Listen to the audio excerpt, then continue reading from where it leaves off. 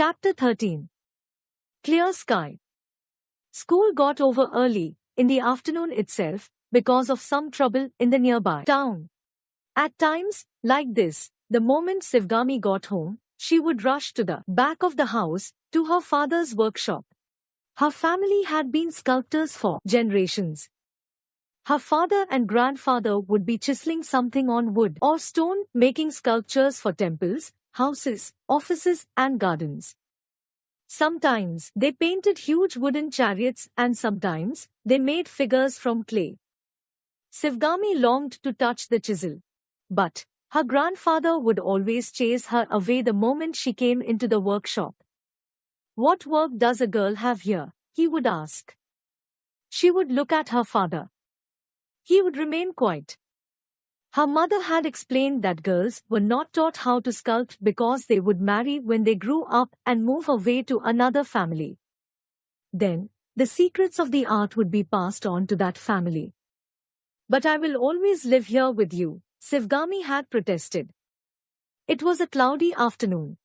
Sivgami's head was filled with these thoughts as she walked home. It began to drizzle, and she saw her father coming towards her with an umbrella. "Come under the umbrella," he said. They began walking. Sivgami rarely got a chance to walk with her father like this. "Father," she began softly. "You know my friend Susai at school? They have to walk a long way to offer prayers. If you made them a 3 or 4 feet high statue, they could all pray in their neighborhood." "Sure, why not?" her father replied. "We're sculptors. We respect all religions. For sculptors, they're all the same.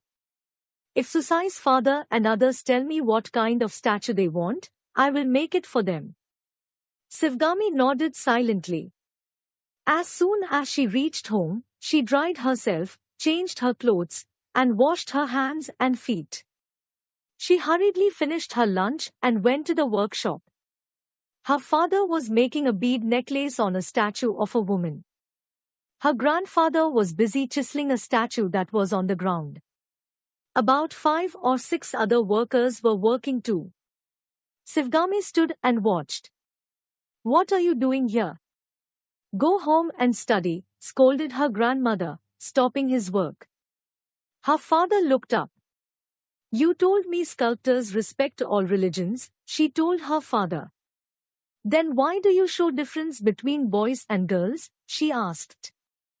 Her grandfather looked shocked. "What are you talking about?" he shouted. Her father smiled gently. "Come here," he said. He opened a tool bag and took out a small chisel. He put it into her palm. The chisel felt cold. "I will teach you," said her father. "What nonsense is this? All these new ideas about teaching a girl," her grandfather ranted. "Wait. We should not discriminate between boys and girls." "Let's forget all that," said her father. The others stopped their work and waited to see what would happen next. "Watch me," her father said and continued with his work. Grumbling, her grandfather went back to work. Sivgami began to observe her father. After a while, when she looked up, she noticed the rain had stopped, and the sky was evident with the sun shining bright. Her heart felt light and there was a big smile on her face.